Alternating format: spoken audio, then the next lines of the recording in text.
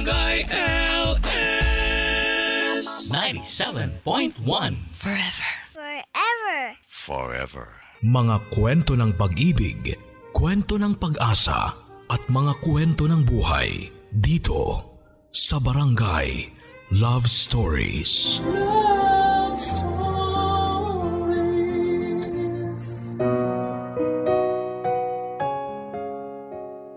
Tao, bagay at hayop. Ito ang karaniwang nakapalibot sa ating paligid. Pero ang hindi natin alam, may mga nilalang pa tayong nakakasama sa ating mundo na hindi lang nakikita ng ating mga mata. Ikaw, kapuso, ano ang gagawin mo kung biglang sumama sa iyo ang isang elementong nagambala mo nang hindi mo sinasadya? Sa inuman, karaniwang ibinibigay ang first shot sa mga hindi natin nakikita. Nagsasabi rin tayo ng tabi-tabi po kapag dumadaan tayo sa mga hindi pamilyar na lugar. Ayon sa mga matatanda ay ginagawa natin ito upang magbigay galang sa mga nilalang o elementong hindi natin nakikita.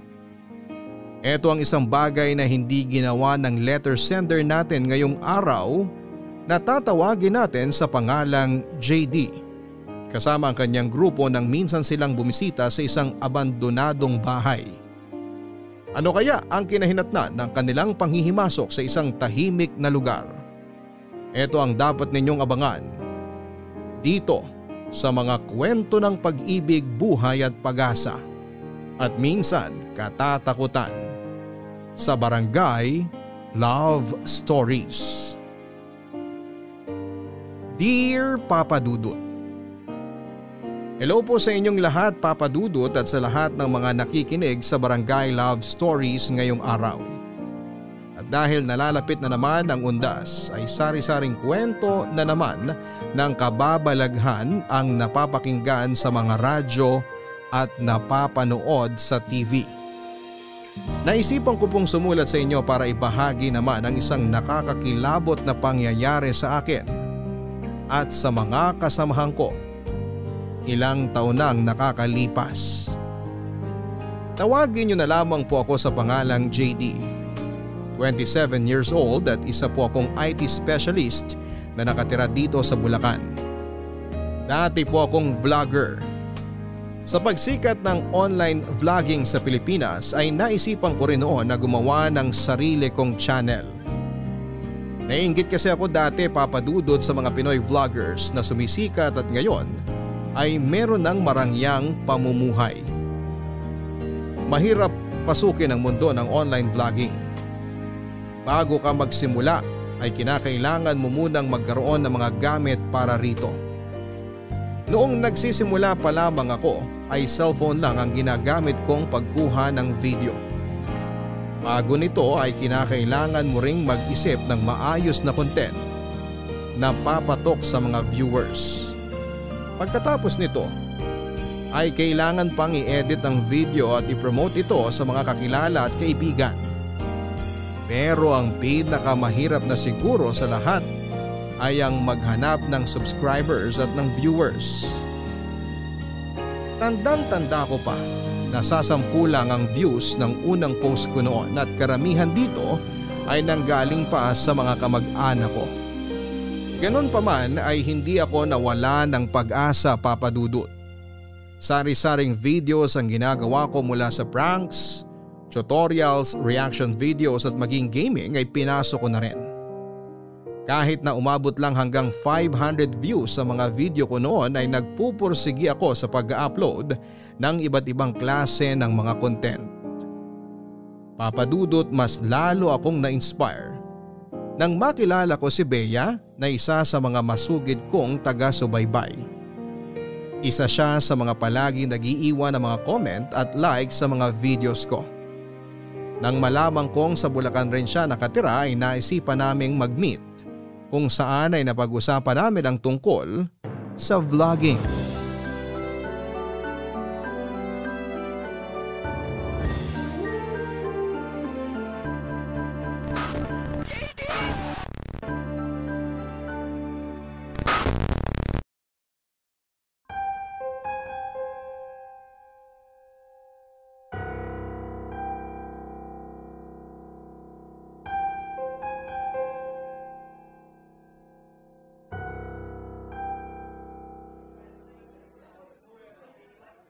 Hi! Bea, right? Oo, ako nga. Nice to meet you. Ang tangkad mo pala sa personal? Yep, 5'9". Mana sa tatay. Upo ka. Thank you. Nga pala, nag-order na ako ng food. Di na kita natanong kung anong gusto mo. Okay lang ba sa'yo? Okay lang. Kinakain ko naman lahat. Hindi ako choosy sa pagkain. So, paano mo pala na-discover yung channel ko? Wala, bigla na lang nag-pop up sa feed ko. Mahilig kasi ako sa mga horror content. Tapos nakita ko yung video mo tungkol sa top 10 ng mga haunted house sa Pilipinas. Naaliw ako sa pag-host mo sa mga video kaya nag-subscribe ako. Nakakatuwa naman. Kahit nakukonti lang views ko, masaya na ako malaman na may natutuwa sa mga video ko. Kailan ka ba nag-start mag-vlog? Recently lang, around 3 months ago. Ang hirap nga eh. Sobrang nakakapagod mag-edit ng videos tapos kakaunti lang yung nakakanood. Sobrang nakakawala ng motivation. Alam mo yun? Yung parang todo effort ka pero hindi naman nasusuklian yung efforts mo. Yeah, naiintindihan kita. Actually, sumubok din ako dati na gumawa ng vlog. Kaso, hindi ko natagalan. Same experience din. Pero alam mo, lahat ng mga sikat na vlogger ngayon, dumaan din dyan. Kaya huwag ka mawala ng pag-asa. Darating din yung araw na makikilala ka. Sana nga. Yung mga tulad mo ang nagiging inspirasyon ko. Na kahit wala akong gaanong subscribers ramdam ko na meron akong supporter kahit na isang tao lang. Yan yung mga bagay na pinanghahawakan ko ngayon kaya ako nagpapatuloy. Gusto mo ba ng tip? Marami ako mabibigay sa'yo. Talaga ba? Tulad ng ano? Hindi ko naman sinasabi na expert ako pagdating sa mga bagay na yan. Pero medyo matagal-tagal na rin akong nanunood ng iba't ibang klase ng vlogs kaya in a way, may mga natutunan na rin ako sa kanila tungkol sa mga sikreto ng vlogging. Sige nga, anong number 1 tip na maibibigay mo sa akin? Una, decide your niche. Napansin ko kasi sa vlog mo, sari-sari ang mga video na pinupost mo. May nakakatakot, may nakakatawa, may sobrang random, may ilan na, no offense ha, nonsense na content. Kung gusto mong makahakot ng subscribers, dapat iisa lang ang tema ng channel mo. Hindi pwedeng iba-iba, hindi ka grocery store. Wait, medyo nalilito ako. Ganto na lang, kumbaga sa pelikula, may mga taong gusto ng romance. May iba gusto action, horror, drama. Dapat, pumili ka lang ng isang genre na ihahain. Kung horror, horror lang para ang maging fans mo ay mga horror fanatic. Isipin mo ha, nag-subscribe sila sa'yo kasi gusto nila yung horror video mo. Tapos bigla kang nag-upload ng cheesy na romantic drama. Siyempre malilito sila kasi akala nila nag-subscribe sila sa channel na horror ang mga content. Gets mo? Ah, okay. So dapat isang theme lang? Yun ba ang gusto mong sabihin? Mismo. Dapat kung anong hinahanap-hanap ng subscribers mo, dun ka lang mag-focus. Teka, alin ba sa mga video mo ang may pinakamaraming views? Ano nga ba? Tingin ko yung mga nakakatakot nga. Yun ang maraming hakot eh. Yung napanood mo na tungkol sa mga haunted house, umabot yata ako ng 3K views dun eh. Feeling ko rin. Kasi na-discover kita dahil sa mga nakakatakot na videos mo eh. Tsaka prank siguro. Oo, pwede ka rin namang gumawa ng prank videos pero dapat related pa rin sa theme. Yung mga prank mo, gawin mong nakakatakot. Ganun. Ah, okay. Okay, gets ko na. Tsaka another tip. Habaan mo ang mga content mo. Okay na yung mga lampas 10 minutes. Talaga? Bakit naman? Yung algorithm kasi ngayon, mas pinapabura nila yung mahahaba. Siyempre, ang goal nila ay makakuha ng taong magbababad sa website nila. So maipupush nila yung mga mahahabang videos. Ganun ba yun? Kaya naman pala usually, yung mga mahabang videos ko ang maraming views. Sige, ngayon alam ko na. Gagawin ko yung mga sinabi mo. Salamat ha. Walang problema. Good luck sa'yo. Huwag mo akong kakalimutan kapag sumikat ka na ha. Makakaasa ka na ako pa rin ang magiging number 1 subscriber mo.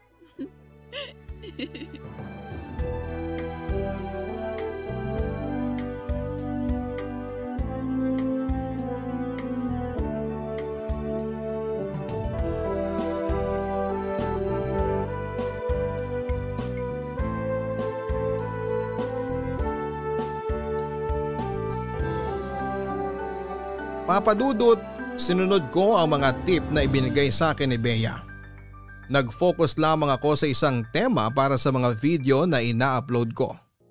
At dahil mas maraming views na natatanggap ang mga content tungkol sa mga kababalaghan, ay eto na lamang ang pinili kong tema para sa channel ko. 3 times a week kung mag-post ako noon tungkol sa iba't ibang horror stories mula sa iba't ibang panig ng bansa. May ilang tungkol sa maligno't engkanto. Meron ding mga kwento na mga kaluluwang hindi matahimik at kung ano-ano pa. Nagpatuloy ang pagkakaibigan namin ni Bea, Papadudut. Paminsan-minsan ay si Bea ang nagbibigay sa akin ng mga ghost stories na maaari kong i-content. Hindi nga nagtagal ay isa na rin siya sa mga nagsilbing researcher para sa channel ko. Sa mga sumunod na buwan, mula sa 1,000 subscribers, ay nadagdagan pa ito at lumaki ng mahigit 10,000.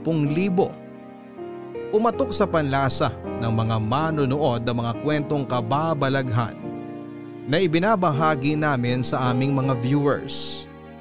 Nagkaroon kami ng solid supporters at simula noon ay naging rutina namin ang paggawa ng mga videos tuwing Sabado at Linggo na ipinopost naman namin tuwing MWF. Nakatulong din siguro sa pagtaas ng subscribers namin ang consistent na pagpo-post namin ng video sa channel. Sinisikap talaga namin ni Bea ang makapag-post ng 3 videos sa loob ng 1 linggo. Papadudot, hindi naglaon. Ang pagkakaibigan namin ni Bea ay nakabuo ng spark. Sa halos araw-araw na pagsama-sama namin ay unti-unti pong nahulog ang loob ko sa kanya. Masayahin kasi siyang tao kahit na mahilig siya sa mga kababalaghan. At kung ano pang mga paranormal activities. Horror ang favorite genre niya, mapalibro man o sa pelikula. Siya yung tipo ng babae na dark colors ang paboritong isuot. Walang ere sa katawan at matapang. Madiskarte at may tinatagong kakulitan. Mula sa friendship ay sinubukan kong i-level up ang relasyon namin. Sinubukan ko po siyang ligawan.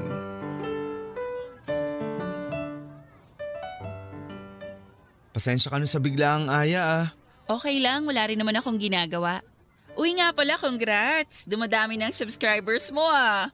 Thank you. Dahil yan sa'yo sa mga tip mo. Masaya ako na nakatulong sa'yo. Dapat nga sa'yo ko ibigay ang credit ng success ng channel ko eh. Kasi ikaw ang utak ng bawat content na pinuproduce ko. Naku, hindi na kailangan. Alam mo… Gusto sana kitang isama sa channel ko. Kung sakaling okay lang sa'yo, gusto kitang maging parte sa mga susunod na video na ipopost ko. Ha?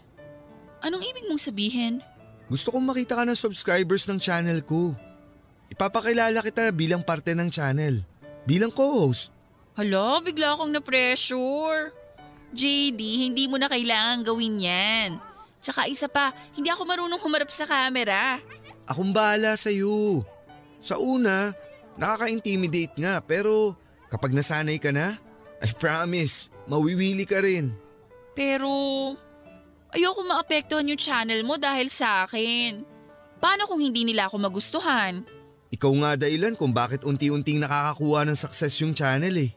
Bakit mo naman iisipin yan? Ewan ko. Alam mo ba yung tinatawag na confidence? Wala ako nun. Maniwala ka sa akin. Kayang-kaya mong maging confident. Magtiwala ka lang sa sarili mo. Nga pala. Meron pa sana akong gustong sabihin sa'yo. Meron pa? Ano? Kinakabahan ako sa'yo, alam mo ba yun? Alam kong hindi pa ganun kahaba ang pinagsamahan natin pero I think I'm starting to like you.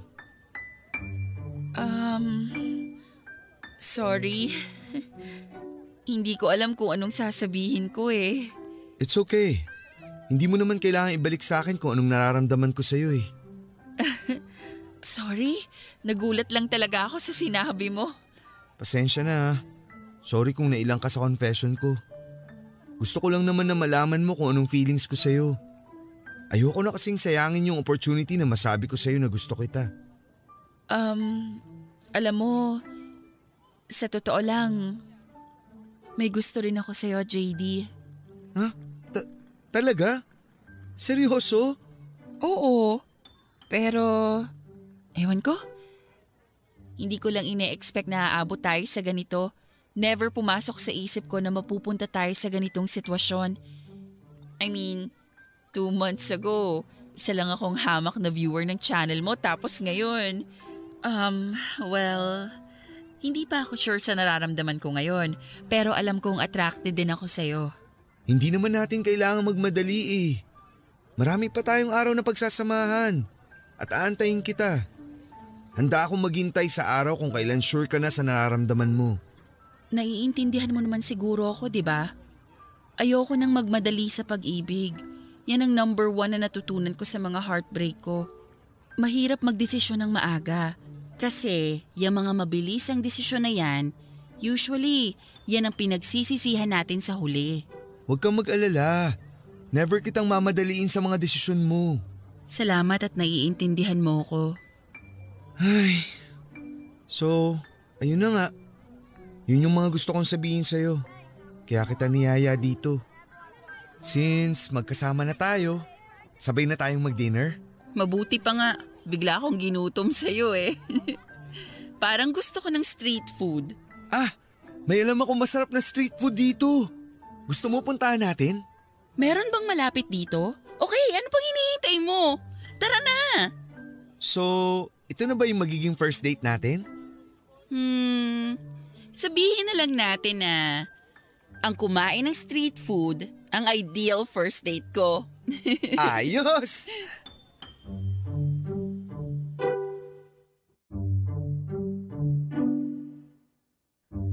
Papadudod isang freelance writer si Bea. Nang pangunahing trabaho ay ang magsulat ng articles para sa iba't ibang website.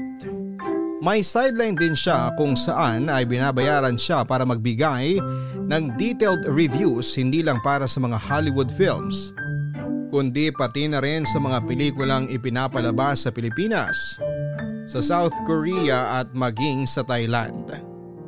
College pa lamang si Bea ay umikot na ang mundo nito sa internet. Katulad ko ay Bachelor of Science and Information Technology rin ang kinuha nitong kurso sa kolehiyo kaya naman maaga siyang naging techie.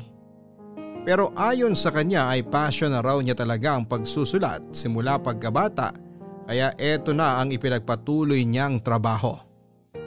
Matalino si Bea Papadudut. Sari-saring paandar ang mga naiisip niya para lamang mas lalo pang mapalakas ang channel ko. Marami siyang naiisip na pakulo na kailanman ay hindi ko maiisip na gawin. Siya ang dahilan kung bakit ang naghihingalo kong channel noon ay unti-unting nakilala at nakakuha ng 15,000 subscribers.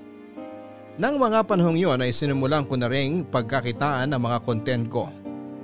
Bilang pasasalamat ay opisyal kong ipinakilala si Bea sa subscribers ko bilang girlfriend at ang bago kong co-host matapos niya akong sagutin 2 months after kong mag-confess ng nararamdaman ko sa kanya. Siya ang utak sa likod ng tagumpay ng channel ko, kaya marapat lamang na ibigay ko sa kanya ang tamang credit. Sa nalalapit na anibersaryo ng channel namin ni Bea, ay naisipan kong mag-ghost hunting. Maraming ancestral house sa Bulacan na ipinatayo pa noong sinaunang panahon na tingin namin ay pinamumugaran ng mga espiritong hindi matahimik.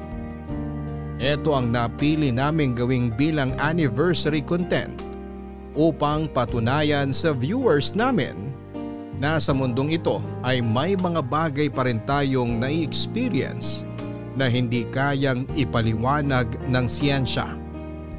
Ang desisyon naming ito, Papadudut, ang isa sa mga desisyong labis namin na pinagsisihan.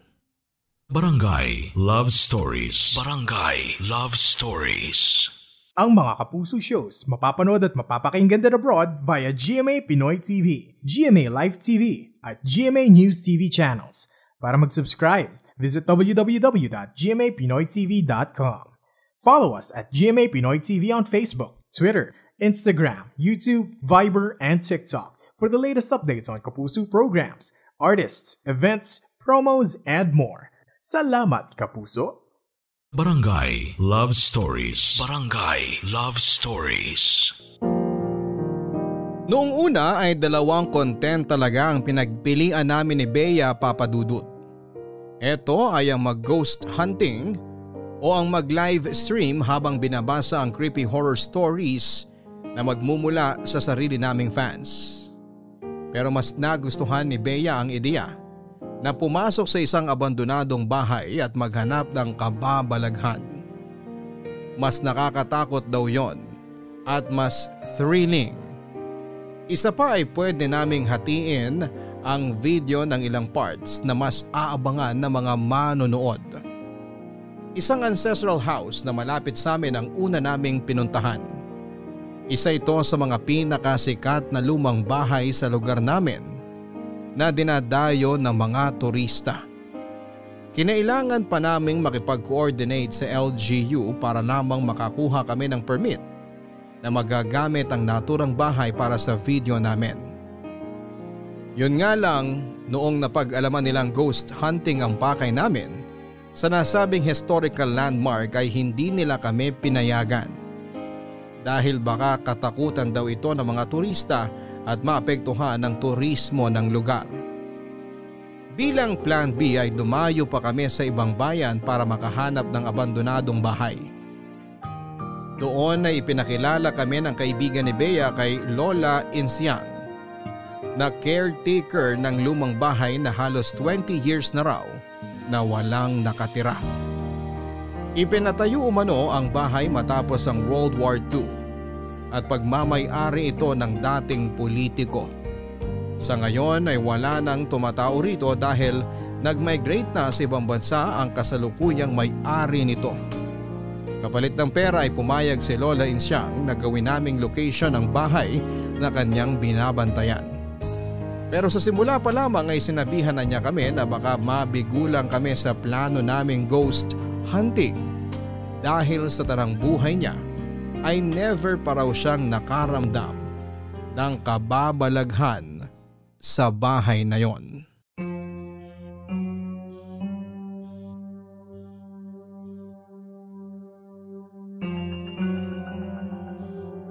Ito na ba yung sinasabi mong bahay? Oo, ito nga. Ano, okay ba? Medyo malaki rin naman pala. Ayos na rin to. Kahit hindi kilala at least nakakatakot pa rin ang itsura. Tsaka mas maganda na to kasi hindi siya na-restore. Lumang-luma ang dating. Unang tingin pa lang ay nakakakilabot na. Nasa na ba yung may-ari? Papunta na siguro dito yon. 9:00 ang sinabi ko na dating natin eh. Tsaka hindi yung may-ari ang makakausap natin, yung caretaker lang. Kahit sino pa yan, basta payagan niya tayong mag-shoot dito. Oh, siya na ba yan? Mukhang siya na yata yan. Hello po, Lola. Kayo po ba yung caretaker nitong bahay? Oo, ako nga. Kayo na siguro yung tinutukoy na kaibigan ni Julia. Opo, ako po si Bea. Siya naman po si JD. Magandang umaga po sa inyo. Magandang umaga rin. Ano bang plano ninyong gawin dito sa bahay?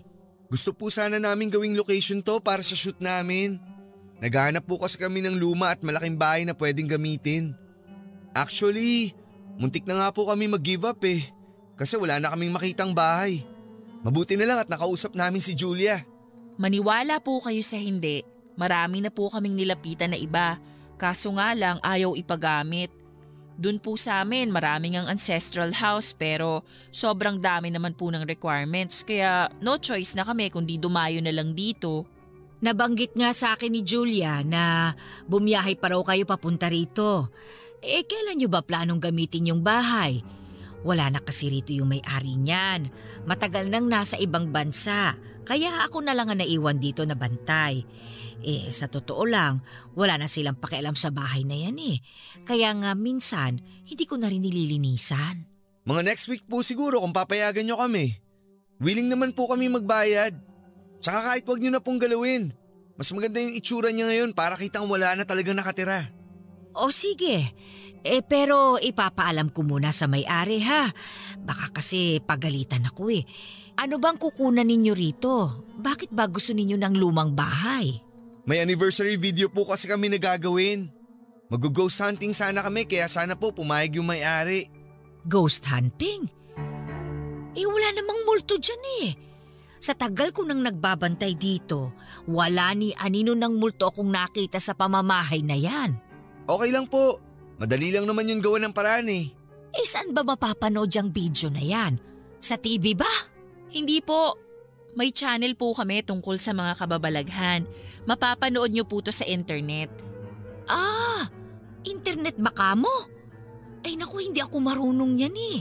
Masyado na akong matanda para sa mga gadgets na yan. Kung gusto nyo pong panoorin, pwede nyo pong itanong kay Julia. Subscriber din po siya ng channel namin. Kung hindi po kayo busy ngayon, baka pwede po namin kayong ma-interview tungkol sa history ng bahay na to. Ay naku, wag na. Nakakahiya naman. Ay, hindi ako marunong humarap sa camera. Pwede naman pong off-cam. Kailangan lang po namin ng details para may mailagay kami sa script. Ano bang kailangan ninyong malaman? Yung background po sana ng bahay, kung kailan ipinatayo at kung sino-sino mga tumira dito. Mas matanda pa itong bahay na ito kaysa sa akin eh. Sa pagkakatanda ko, ipinatayo yan ilang taon matapos ang giyera dito sa Pilipinas. Hindi ako sigurado ha, pero yun ang kwentong narinig ko. Pagmamay-ari ito ng mayamang pamilya na binili ng angkan ng amo ko. Tapos napasa-pasa na hanggang sa wala nang tumira. May mga nakakagimbal po ba na nangyari sa bahay? Kung may namatay o may mga nangyaring aksidente po ba rito? Ay, wala naman sa pagkakaalala ko. Tahimik ang mga pamilyang tumira dyan eh. Teka, gusto nyo bang silipin yung loob? Pwede po ba? Abay, oo naman. Sandali lang ha, kukunin ko yung susi. Ano sa tingin mo? Okay na yan. Kung wala man tayong makuna ng multo, edi tayo na lang gagawa ng multo.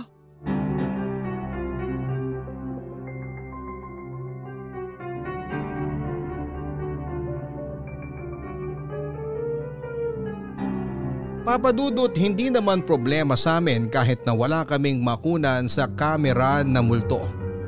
Madali lang ang solusyon doon. At naisip na ito ni Bea bago pa man namin gawin. Madali lang daw dayain ang mga kababalaghan sa kamera. Konting sound effects lang at video edits ay makakapanakot ka na ng tao kapag pinalabas mo itong totoo. Ayon pa kay Bea, hindi na raw bago ang pagiging scripted na mga video na napapanood online. Sa katunayan ay halos lahat daw ng content creators ay ginagawa ito ng hindi namamalaya ng mga viewers. Ang mga prank, social experiment at ghost hunting ay karaniwang daw na scripted. Sa pagdating ng araw ng shoot ay kinailangan naming magsama ng crew dahil hindi namin ito kakayaning dalawa ni Bea. Halos kalahating oras din kasi ang biyahe papunta sa binayaran naming old abandoned house. Isa pa ay kinailangan namin ang katuwang para kumuha ng video nang sa ganoon ay magkaroon ng iba't ibang anggulo ang content namin.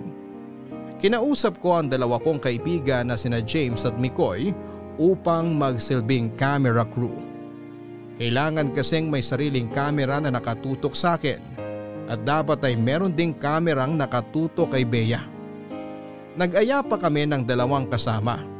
Ang pinsang kong si LJ at kapatid ni Bea na si Jasper. Sila ang magtatrabaho off-cam na gagawa ng mga katatakutan tulad ng paggalaw ng mga bagay at paggawa ng mga hindi maipaliwanag na ingay. 4:30 pa lamang ng hapon ay bumiyahe na kami papunta sa location. Kailangan pa kasi naming mag-set up at gumawa ng script para sa opening spiel kung saan ay ibabahagi namin ang history ng naturang bahay.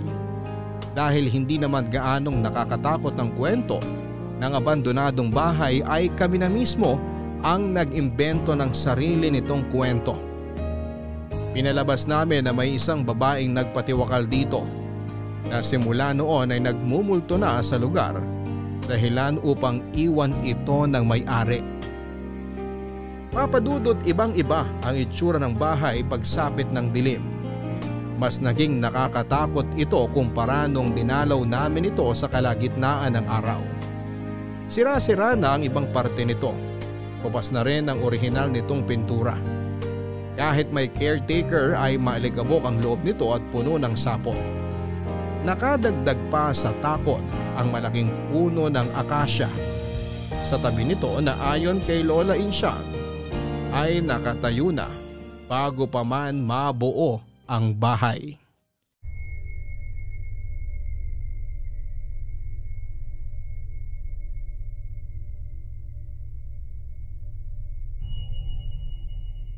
Quarter to 10 na pala. Ano sa tingin mo? Okay na ba yung mga nakunan natin? Feeling ko madami naman na tayong nakunan. Napasok naman lahat ng parte ng bahay, di ba? Oo. Kaso nga lang wala tayong nakuha na legit na paranormal activity. Kahit lang sana may narinig tayong mga kaluskos o bigla ang pagsara ng pinto. Kaso wala talaga. Okay na yon. Nagawa naman nila Jasper at LJ yung trabaho nilang manakot. Tsaka di ba sabi nga ni Lola Insyang, wala raw multo rito. Lahat ng lugar may mga nagtatagong spirits. Nabasa ko yan sa internet. Yung iba nga lang hindi na nagmumulto kasi tahimik na sila. Pero kapag nabulabog, malaki ang chance na baka magparamdam sila. Hindi pa ba sapat yung mga peking sigaw ko kanina para mabulabog sila? Kung meron mang espiritu dito, dapat kanina pa sila nagparamdam. Kung may mga multo man ngayon dito, engkanto, anumang klaseng nilalang, magparamdam naman kayo kahit ngayon lang. Pakita nyo tapang nyo! O ano? Huy, baliw to! Bakit? Natatakot ka? Hindi naman. Pero irespeto pa rin natin tong lugar. Saka baka marinig ka ng mga kapitbahay. Sila pa mabulabog. Dami mo kasing alam. May sinasabi ka pang nababasa mo sa internet dyan. Tara na, pakap na tayo para makauwi na. Kanina pa sumasakit tong ulo ko eh. Hindi ka kasi kumain kanina bago tayo bumiyahe. May gamot yata ako sa bag ko. Shhh! Narinig mo yun? Ang alin? May bumukas na pinto. Hanapin natin, dali buksan mo yung camera mo. Baka naman sina Jasper lang yun. Kanina pa sila nasa labas nag-aayos ng gamit. Tayong dalawa lang nga nandito sa loob ngayon. Sandali lang. Sure ka ba na may narinig ka? Ito na yung hinihintay mo, di ba? Legit na to. Halika na.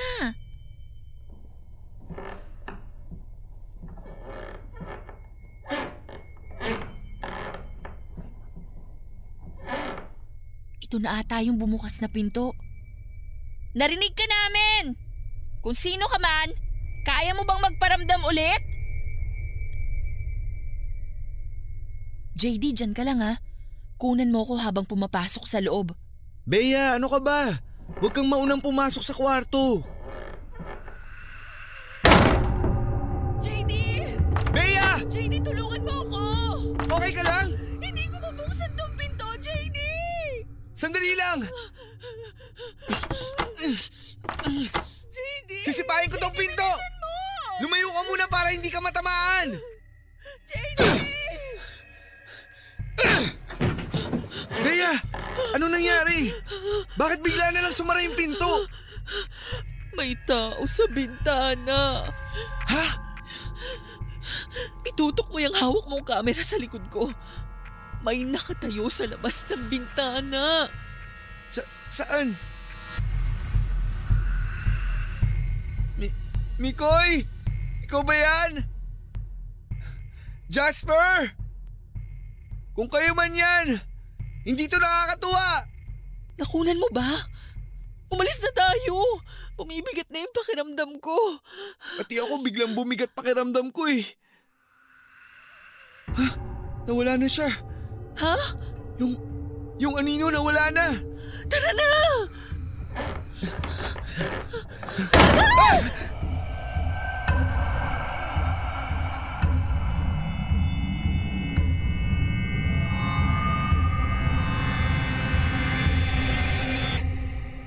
Papadudot, sobrang bilis ng mga pangyayari. Mabilis kaming nagsitakbuhan ni Bea palabas ng abandonadong bahay nang makita namin ang malaking figura ng tao na doble pa sa tangkad ko. Nung una'y inakala kong kagagawan lamang ito nila Mikoy at Jasper. Pero nang mapagtanto naming nasa labas lang ng bahay ang dalawa ay mabilis kaming binalot ng takot.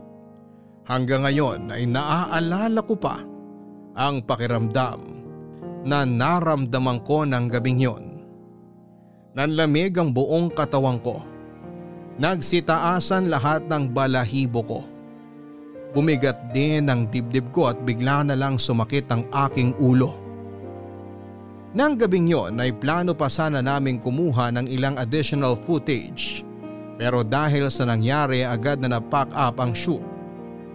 Gustuhin ko mang bumalik sa loob ay natakot na ang dalawang camera crew na kasama namin at ayaw na nilang tumapak pa sa loob. Isa pa ay biglang sumama ang pakiramdam ni Bea. Namumutla na siya ng mga oras na yon. Kaya naisipan naming tapusin na ang shoot na yon. Dapat nga ay meron pa kaming gagawin na on-cam interview kay Lola Insyang. Pero hindi na namin ito nagawa pa sa pagmamadaling makaalis mula sa lugar. Habang nasa daan ay naisipan nila Mikoy na dumaan muna sa isang restaurant para sana kumain. Gusto raw kasi niya magstay muna sila sa ibang lugar nang sa ganoon ay masiguro nilang wala raw masamang spirito na sumama sa amin. Pagpagdawang tawag sa ganoon ang karaniwang ginagawa kapag nanggaling sa lamay ang mga tao.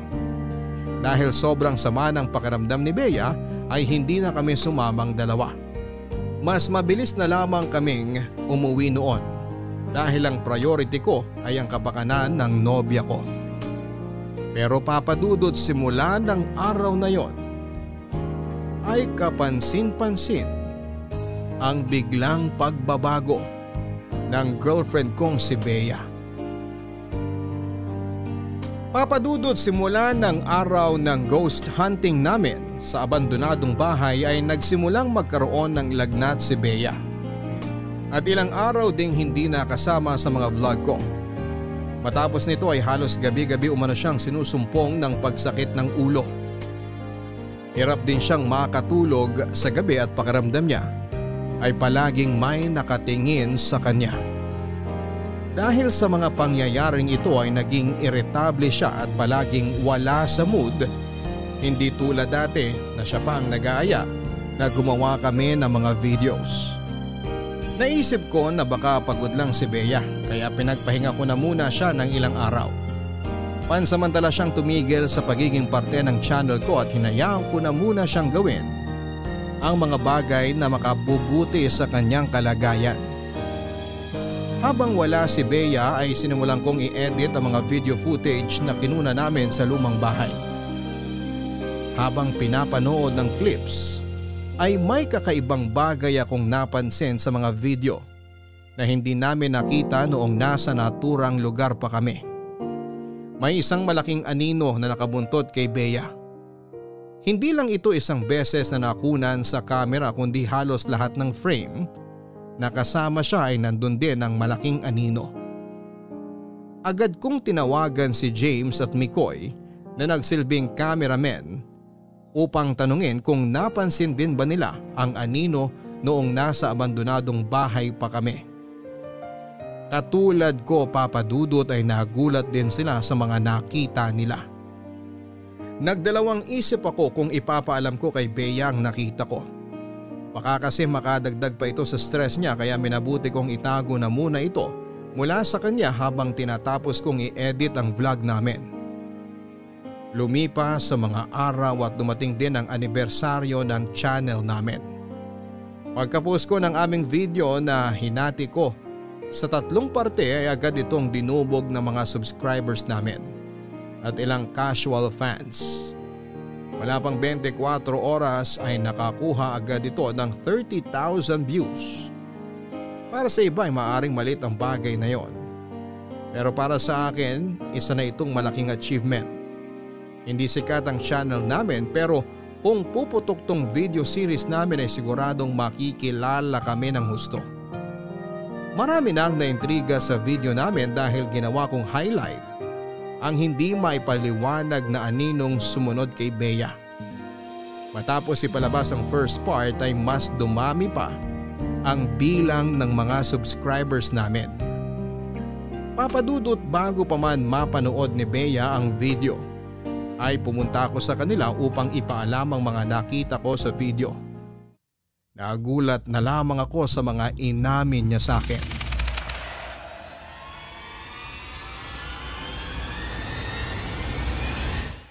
Bea, may papakita nga pala ako sa'yo dito sa laptop. Ano yan? Masama pa rin pakiramdam ko ngayon. Masakit ulo ko. Hindi mo pa ba ininom yung gamot na binigay ko sa'yo? Nakadalawa na ako, wala pa ring epekto. Ano ba yung ipapakita mo sa akin? Tignan mo to. Habang ini-edit ko yung video natin sa abandonadong bahay, may napansin ako. Hello guys! Welcome back sa ating channel. As promised. Nakikita mo ba yun? Ang alin? Ayan o. Sa likuran natin habang nag-i-intro tayo. Hindi mo siya masyadong mapapansin pero kapag zoom in natin dun sa may puno ng akasya, may nakatayong anino dun. Kita mo? Hindi lang yan. Marami pa. Basta tuwing nasa frame ka, makikita mo na may anino na palaging nasa background. Baka naman anino lang yan ang kasama natin. Bea, walang ganyan katangkad sa grupo natin. Si Jasper na yata ang pinakamataas sa atin eh. Ano ba height niya? 5'11"? At isa pa, hindi lang to basta anino. Silhouette siya ng tao o ng kung ano man yan. Eh yung video na nakunan mo nung magpakita siya sa atin sa kwarto, na-check mo na ba? Pareho din ba yun nung nakunang anino sa ibang footage? Yun ang nakapagtataka. Kasi hindi siya nakuha sa camera. Panoorin mo to. Mikoy! Ikaw ba yan? Jasper! Kung kayo man yan, hindi to nakakatuwa! Grabe, biglang nagtayuan yung balahibo ko.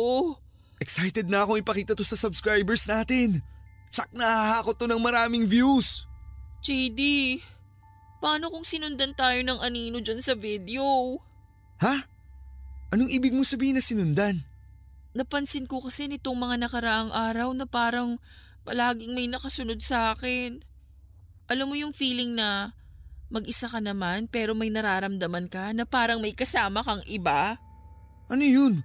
Sumakay din siya sa van pa uwi? Paano kanya susundan? Seryoso ko, JD. Sorry na. Feeling ko pagod ka lang. Sobrang busy kasi natin itong mga nakaraang linggo. Kailangan mo lang magpahinga. Hindi eh. Iba tong nararamdaman ko eh. Paano mo naman nasabi na iba?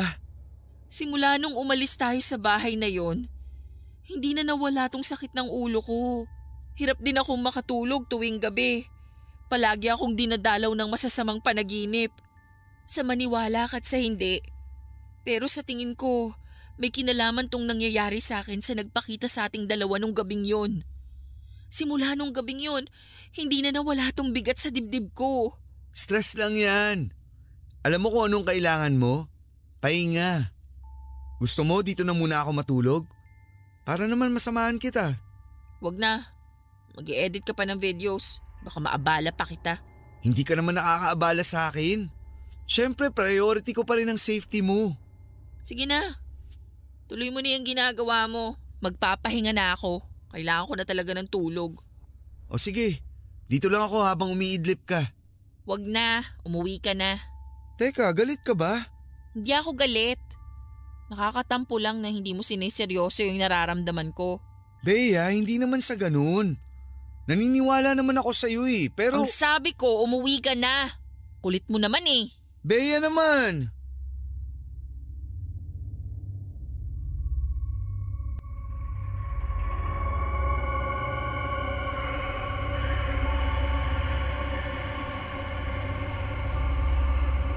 Papadudot, aaminin ko po sa inyo na bagamat puro horror contents ang laman ng channel ko, ay hindi ako gaanong naniniwala sa mga multo o kung anumang kababalaghan. Oo nga't may mga nararamdaman o napapansin na ako once or twice sa tanang buhay ko na mahirap ipaliwanag, pero naniniwala akong meron pa rin po itong scientific explanation. Kaya nang bagitin sa akin ni Bea ang mga kababalaghang hindi umano nangyayari sa kanya, talagang nahirapan akong paniwalaan ito. Ang anino na makikita sa video ay paniguradong meron ding explanation, pero sa ngayon ay hindi pa namin alam kung ano ito. Sinabihan ko na lamang si Bea na magpahinga na muna pansamantala. Feeling ko kasi napagod lamang siya sa sunod-sunod na shoot namin. Bago kasi kami nag-shoot na para sa anniversary video namin ay kumuha na rin kami ng iba pang mga videos para pang-content. Sa dami ng videos na nakuna namin ay may i-upload na kami para sa isang buong buwan. Plano kasi naming magbakasyon sa Siargao pagkatapos. Kaya ang sinabi ko kay Bea ay mag-unwind na lamang muna siya at ilayo ang isipan sa trabaho. Total ay marami namang kaming video na nakaschedule for posting sa mga susunod na linggo, kaya pwede na muna kaming magpahinga. Habang nagpapahinga si Bea, isang araw ay pinuntahan niya ako sa unit ko. Medyo mabuti raw ang pakiramdam niya ng araw na yon, kaya naisipan niya akong sorpresahin. Nag-alala nga ako kasi nakuha pa niya akong puntahan sa kabila ng kanyang nararamdaman. Nabanggit ni Bea sa akin na may mga araw na masamang-masama ang pakiramdam niya, na tipong gusto na niyang magpa-ospital, at may mga araw naman na maginhawa. Kaya nang bumuti-buti ang pakiramdam niya ng araw na yon, sinamantala niya na puntahan ako. Papadudot, ika nga nila ay to see is to believe. Saka na lang ako naniwala sa mga sinabi ni Bea noong ako na mismo ang makasaksi ng mga pangyayari sa kanya. Ilang araw matapos niya akong dalawin ay tumawag siya sa akin at tinahanap ang sling bag niya. Hindi niya raw maalala kung naiwan niya ba sa unit ko o dala niya ito pa uwi. Kinausap ko ang kakilala kong security guard sa building namin para tulungan akong humingi sa management ng kopya ng mga CCTV footage ng araw na pumunta si Bea sa unit. Laking pasalamat ko sa management ng building na tinutuluyan ko dahil hindi sila nagdalawang isip na bigyan ako ng kopya. Nang i-check ko ang footage sa labas ng unit upang tignan kung suot ba ni Bea ang kanyang sling bag, ay ibang bagay ang nakita ko. Sa video, suot naman niya ang sling bag niya habang naghihintay sa elevator. Pero ang kapansin-pansin sa naturang footage ay ang biglang pagsulpot ng isang lalaki na para bang nabuo na lamang out of somewhere sa likuran ni Bea. Nakabuntot ang anino sa girlfriend ko na para bang sinamahan siyang maglakad. Kung sakaling hindi ko napanood ang simula ng video, kung saan ay biglang sumulpot ang anino, ay aakalain ko talagang may iba siyang kasamang lalaki. Pagpasok ni Bea sa elevator ay sumunod din ang anino. Papadudod sa CCTV footage, nang pagpasok ni Bea sa elevator ay bigla akong kinilabutan nang makita ko ang aninong sumunod sa kanya. At nakatayo na mismo ito sa harapan ni Bea. At kapuna-puna na walang kaalam-alam si Bea na may kasama na pala siyang nilalang sa loob ng elevator na hindi niya nakikita. Matapos ko makita ang mga CCTV footage, papadudot, ay dali-dali akong pumunta kina Bea para pag-usapan namin ang mga nangyayari sa kanya. Bea, nakita mo na ba yung sinend kong video sa'yo? Oo, napanood ko na. Anong masasabi mo dun? Ano pa bang gusto mong sabihin ko? Na I told you so? Matagal ko nang sinasabi sa yung nangyari sa akin pero hindi mo pinaniniwalaan. Naniniwala na ako. Ngayon nakita na mismo ng dalawang mata ko. Naniniwala na ako sa'yo. Kahit naman maniwala ka't sa hindi, wala namang magbabago eh. Minumulto pa rin ako. Pero sa tingin mo, bakit ka sinundan? Aba, malay ko, JD. Bakit ako tinatanong mo? Ba't ka sumisigaw? Galit ka ba? Naiinis lang ako sa'yo. Kung wala pang nakunan sa CCTV, di hanggang ngayon hindi ka pa rin maniniwala sa akin. So anong tingin mo sa akin? Luka-luka na nag-iimbento lang ng kwento? Siyempre kailangan ko muna ng ebidensya. Sabi ko naman sa'yo naniniwala ako. Kaso nga lang, kailangan din natin tignan yung possibility na baka scientific ang rason kung bakit ka nagkakaganyan. Ewan ko sa'yo, para kang tanga. Sorry na. Lumapit kaya tayo kay Father June? O maghanap tayo ng paranormal investigator?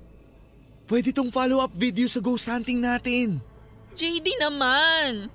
Ganito na nga ang nangyayari sa akin tapos yung channel mo pa rin ang nasa utak mo? Naisip mo pa akong gatasan sa lagay kong to? Hindi naman kita ginagatasan. Nabasa mo ba yung mga comments sa first part ng ghost hunting video natin? Sobrang dami nang naghahanap ng second part. Marami ng tao ang invested sa video natin. Kaya opportunity na natin to para pahabain pa yung istorya. Bea, ito na ang hinihintay natin. Marami nang nakakapansin sa channel natin. Ngayon pa ba tayo titigil? Alam mo malakas ang kutob ko na dahil sa video na yan kaya ako minumulto eh. I-delete na lang kaya natin yun. Ano sa tingin mo? Huwag na nating i-upload yung iba. Baka sakaling tantanan na ako kapag ginawa natin yun. Di ko magagawa ang gusto mo. Pangarap nating sumikat, di ba? Eto na yun. Eto na yung matagal nating inaasam. Kung ang kapalit lang din naman ng pagsikat natin ay ang kalusugan ko, wag na lang. Mahal ko ang buhay ko. At kahit hindi ako sumikat, okay lang sa akin. Basta ang mahalaga ay makabalik na ako sa dati. Bea naman. Nakakadismaya ka, JD, sa totoo lang. Alam mo naman kung gaano ko katagal hinintay itong araw na to, di ba? Oo, alam ko. Pero wala ka kasi sa sitwasyon ko ngayon. Pagod na ako. Parang sasabog na tong ulo ko sa sobrang sakit. Alam mo bang nakalimang gamot na ako ngayong araw pero walang tumatalab? JD, mahigit 24 hours na akong gising. Hanggang ngayon habang kausap mo ko, para akong niyayakap ng malamig na hangin. Ayoko na ng ganito. Ayoko na ng ganitong feeling. Natatakot na ako. Baka naman may iba pang solusyon. Lumapit muna tayo kay Father. Marami tayong pwedeng lapitan. Huwag naman tayo magpadalos-dalos. Kapag dinilit natin yung video, hindi na natin may babalik yung views. Bahala ka. Ayoko nang makipagtalo, pagod na ako. Sorry, hindi ko alam na nahihirapan ka na pala. Hayaan mo, bukas na bukas lalapit tayo kay Father June. For the meantime, dun ka muna sa unit ko tumuloy para may kasama ka. Dun ka muna magpahinga para mabantayan at maalagaan kita. Babawi ako sa'yo.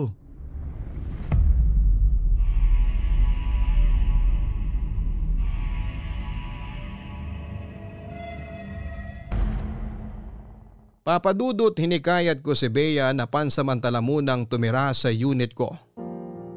Baka lang kasi kailangan niya ng bagong environment at para na rin mabantayan ko siya. Pumasok rin kasi sa isipan ko na kapag magkasama kami ay makikita mismo ng mga mata ko ang mga kababalaghang nangyayari sa kanya.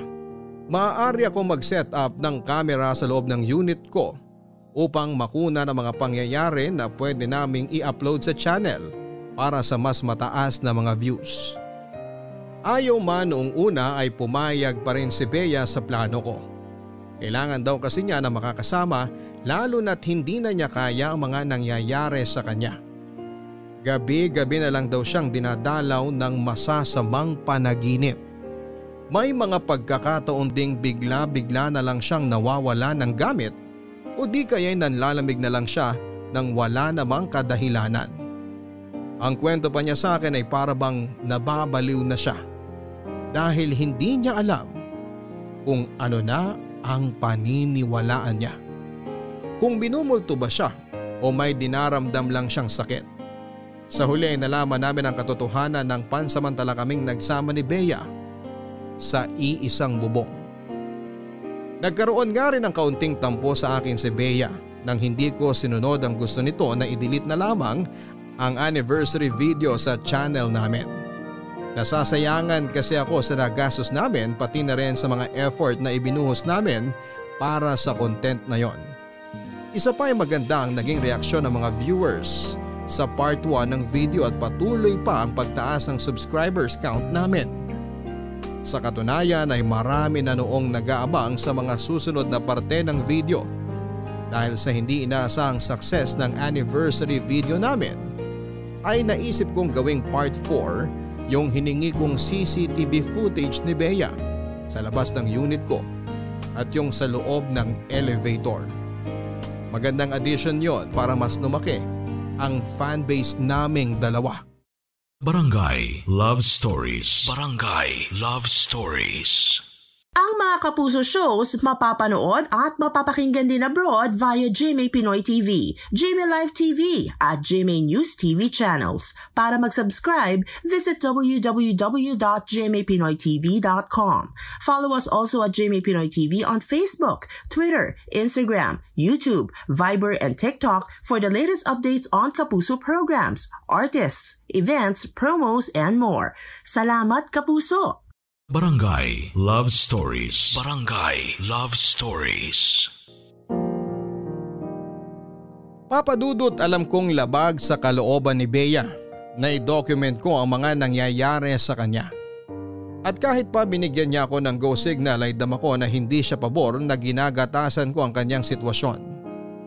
Ganon pa man ay mas pinili na lamang niyang huwag magsalita para sa relasyon namin at sa ikabubuti ng channel naming dalawa. Pagkarating niya sa unit ko ay agad kong pinaalam sa kanyang setup ng mga kamera. Isa sa kwarto namin, isa sa dining area at isa naman sa sala. 24 oras na bukas sa mga kamerang ito maliban sa nasa kwarto na sakalang namin bubuksan kapag matutulog na kami. Unang gabi pa lamang ng pagsasama namin ay nakatikim na kaagad ako ng kababalaghang sinasabi ni Bea. Pasado 12:00 na noon ng madaling araw at tulog na si Bea samantalang nasa kusina naman ako at abala sa pag-i-edit ng video nang biglang bumukas ang ilaw sa sala.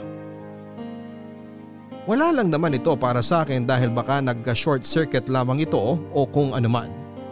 Pero nang makalapit ako sa switch upang patayin sana ang ilaw ay agad itong nag-switch off.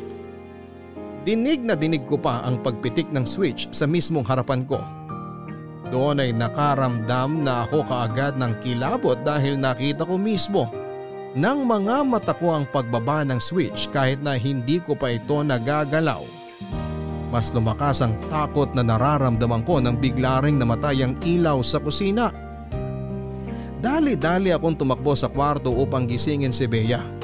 Ikinuwento ko sa kanyang nangyari pero nang lumabas kami ng kwarto ay pareho nang nakabukas ang ilaw. Hindi lang ito ang pagmumultong naramdaman ko, Papa Dudut. Nang minsang busy ako sa panonood sa sala ay narinig ko ang pagpasok ni Bea sa CR. Nakita pa nga ng peripheral vision ko ang pagbukas ng ilaw sa loob ng banyo. Inintay ko siyang lumabas pero natapos na't lahat ang pinapanood ko ay walang Bea na lumabas mula sa CR. Kinato ko siya habang tinatawag ang pangalan niya. Bukas pa rin ang ilaw sa loob at nakalock din ang pintuan. Nagsimula akong kabahan para sa nobya ko pero agad nagbago ang kabang nararamdaman ko nang mula sa kwarto ay biglang lumabas si Bea at tinatanong kung bakit ko raw siya tinatawag. Sabay kaming napatingin sa CR at sakto naming nakita ang pagpatay ng ilaw mula sa loob nito.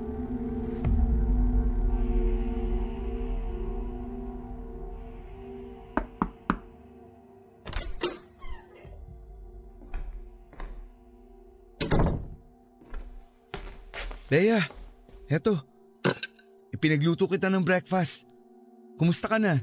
Masama pa rin pakiramdam ko. Kailangan mong kumain para lumakas ka. Para makalabas ka na dito sa kwarto natin. Tingin ko kailangan mo rin maglakad-lakad para makapag-exercise ka kahit papano. Iniinom mo ba yung mga inireseta sa'yo ng doktor? Mabuti na lang, sabi ni Doc, trangkaso lang daw yan. Hindi to trangkaso. Alam ko ang kaibahan ng trangkaso sa nararamdaman ko ngayon. Hindi to trangkaso, JD. Oo na, sige na. Kumain ka na. Kakabit ko lang to. Ano yan? Camera. Magdadagdag ako ng camera para mas marami tayong makuhang paranormal activity. Para saan? Ilalagay mo na naman dito sa kwarto natin? Oo. Baka sakaling may makunan tayong kababalaghan. Naglagay na ako ng additional camera sa labas ng CR. Kailangan nating i-document lahat ng nangyayari sa'yo para… JD, ano ka ba naman? Bakit? So itutuloy mo talaga yung walang hiyang video na yan kahit na nagkakaganito na ako? Mas mahalaga pa rin sa'yo ang views kesa sa kalagayan ko. Baka! Grabe! Anong gusto mo? Itigil na natin to. Delete ko na yung channel natin. Yun ba ang gusto mo? Yung video lang sa inabandon ng bahay ang gusto kong burahin mo. Mahirap ba yun? Palibhasa masyado ka nang nawili dyan sa pagtaas ng views at subscribers mo eh. Nakalimutan mo na kung ano ang priority mo sa buhay. Itong channel ko. Itong channel na pinaghirapan nating dalawa ang priority ko. Paano ako? Ako na girlfriend mo. Saan ako lulugar? Sabi ko na nga ba eh. Mukhang nagpadalos-dalos na naman ako sa desisyon kong pumasok sa relasyon. Di na ako natuto. Lagi na lang ganito. Sakit palang malaman, no? Na hindi ako ang priority ng boyfriend ko. Bea, ginagawa ko naman ang lahat ah. Hindi porket priority ko ang channel natin, ibig sabihin nun na hindi na kita priority. Naghahanap ako ng maaaring solusyon para may save ang dalawang bagay na pinakamamahal ko. Itong channel natin at ikaw. Nasaan? Saan ko makikita yung efforts mo? Kasi hindi ko maramdaman. Bea naman. Napakaliit na bagay lang nitong hinihiling ko sa'yo. Yung views at subscribers na pinagmamalaki mo, makukuha naman natin yan sa mga susunod na buwan eh. Madali lang natin mababawi ang mga bagay na pinanghihinayangan mo ngayon. Sayang kasi. Kumbaga ito na yung break natin eh. Paano kung hindi na maulit to? Paano kung ito na lang yung chance natin para makilala online? JD, wag mo sanang hayaang humantong pa tayo sa araw na papipiliin kita kung ako o yung channel mo. Alam kong hindi mo magagawa sa akin yan. Hindi pa siguro ngayon, pero sige lang. Batuhin mo pa ako ng red flags, matatauhan din ako. May bisita ka ba? Wala tayong kasama rito. Tayong dalawa lang nandito sa unit. Sino yung kumatok? Sandali lang, i-check ko. Huwag mo akong iwan dito. Di ako lalabas ng kwarto. Sisilip lang ako.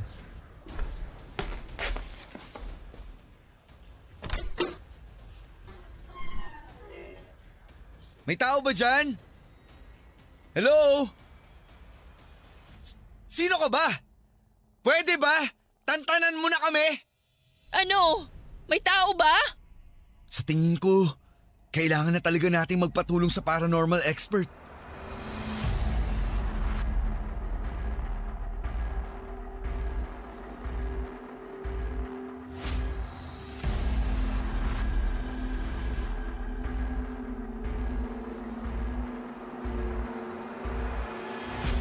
Papadudod sa pagdaan ng mga araw ay mas lumala pa ang mga nararamdaman namin ni Bea sa loob ng unit ko.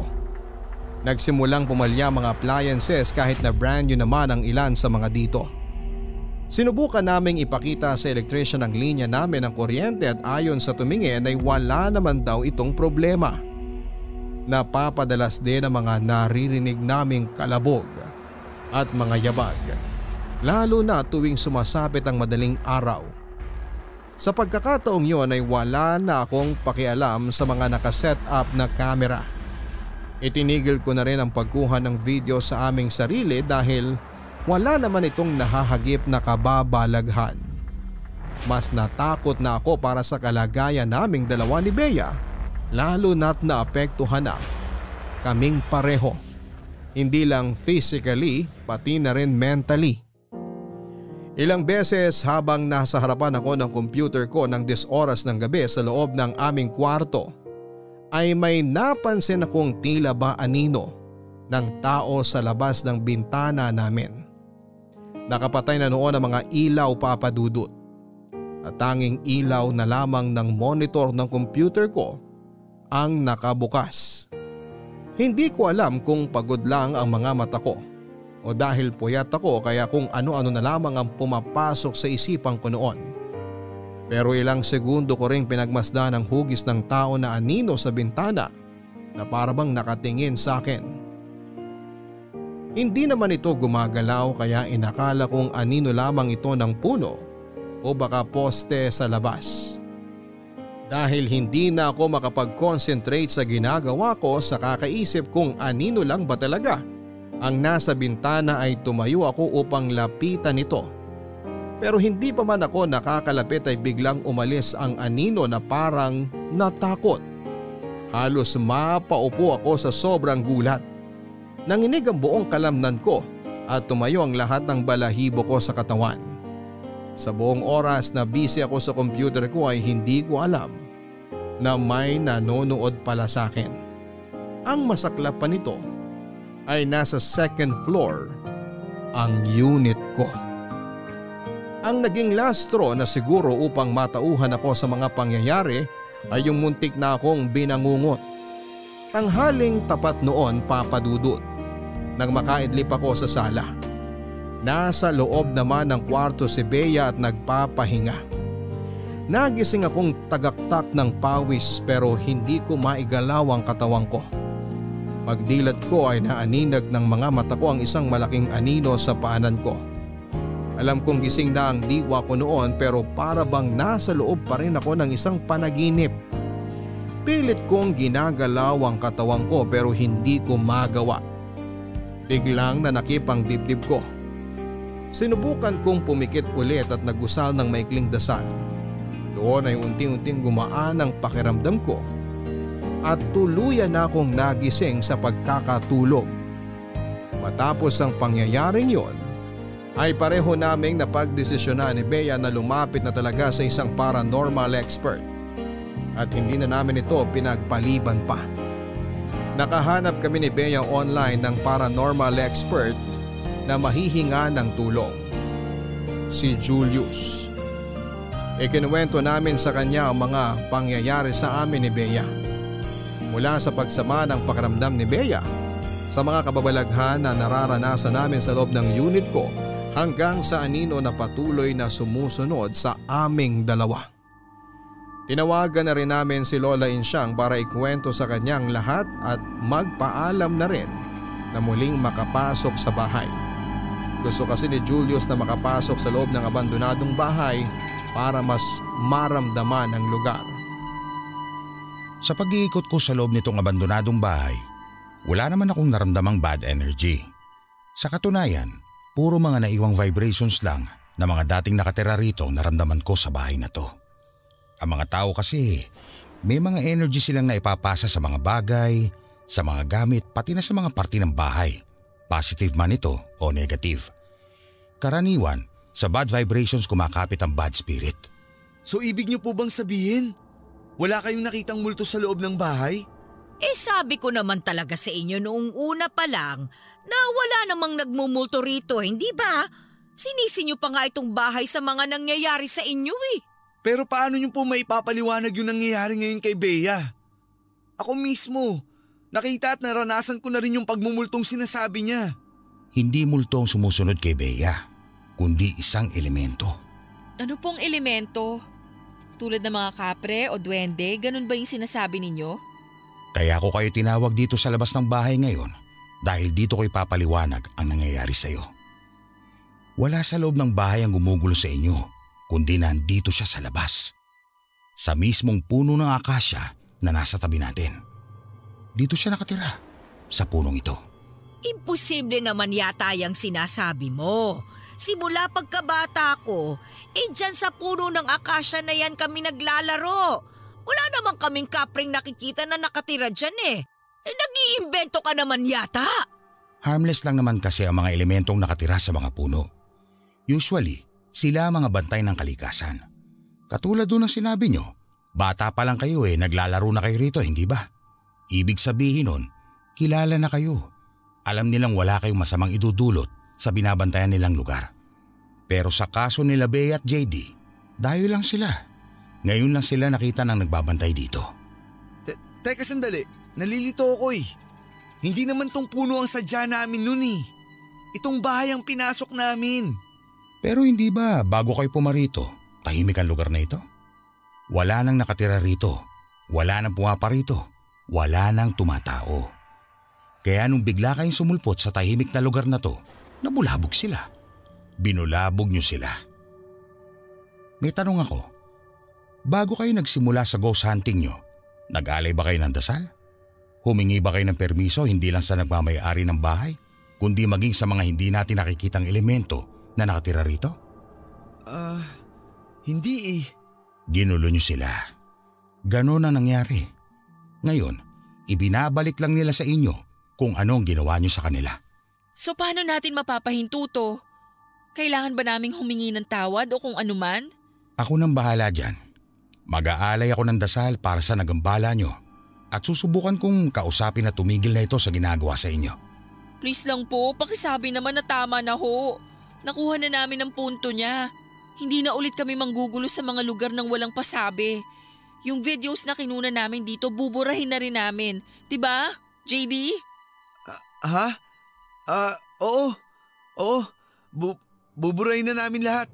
Dahil kung hindi mo buburahin yon, mas lalo lang dadami ang mga taong dumadalaw dito para bisitahin tong abandonadong bahay na in the first place, wala namang multo. Kaya naman pala may mga nagtetrespassing dito, kayo palang may kasalanan. Alam niyo bang hindi ako magkaroon ng maayos na tulog sa gabi dahil sa mga taong pumapasok dito ng walang paalam? Aba, ayos sana kung pwedeng pagkakitaan. Kaso imbis na makatulong, nakakaperwisyo pa sila dahil nga nagkakandasira-sira yung mga bakod na inaakyatan ng mga tao. Sorry po. Hindi namin alam na ganun ang mangyayari. Pangako po. Buburahin na namin yung videos para na rin hindi na po kayo maabala. At matahimik na rin kung sino man ang nakatira sa lugar na to. Dapat lang! Ang laking perwisyo ng ginawa ninyo! Malalim na ang gabi. Simulan na natin mag-alay ng dasal. Pakipasa na lang itong mga kandila.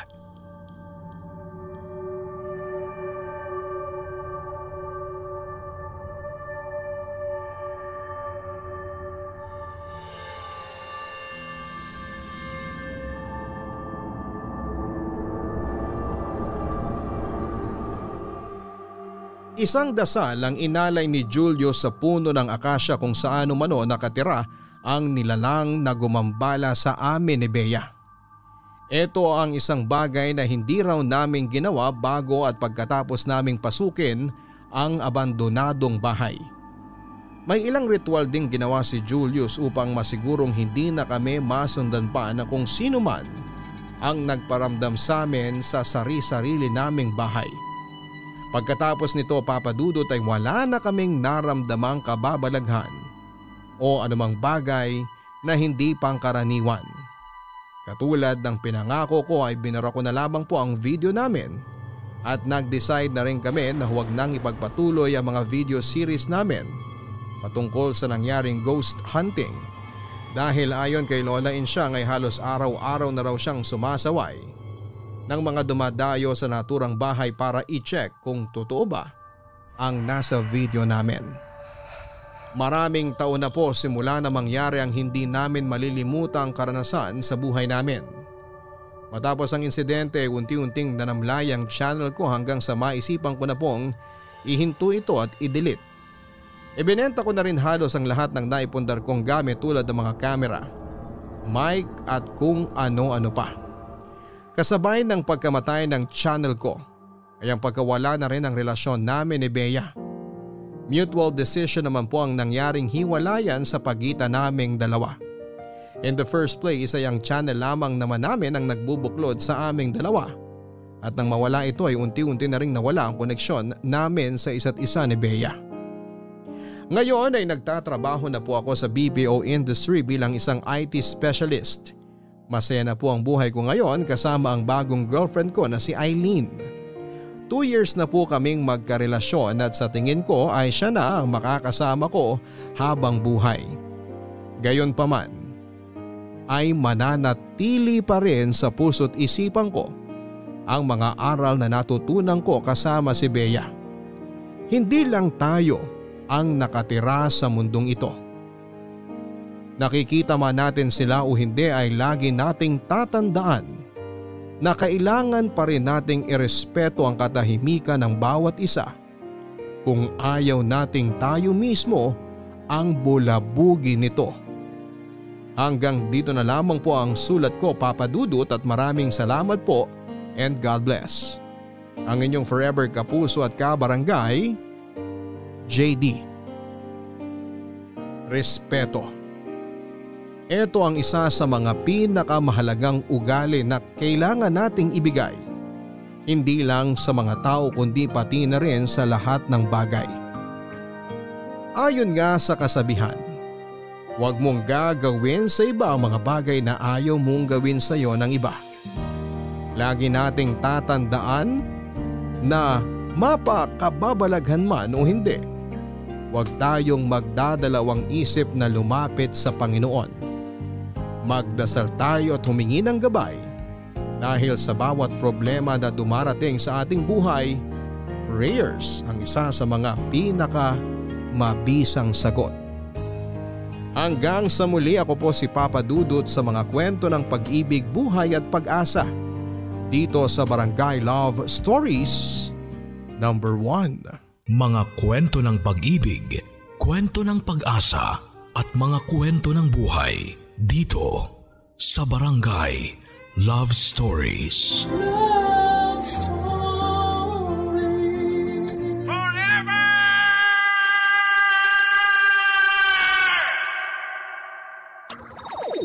Nagustuhan ng iyong napakinggan? Ituloy yan via live stream sa www.gmanetwork.com/radio.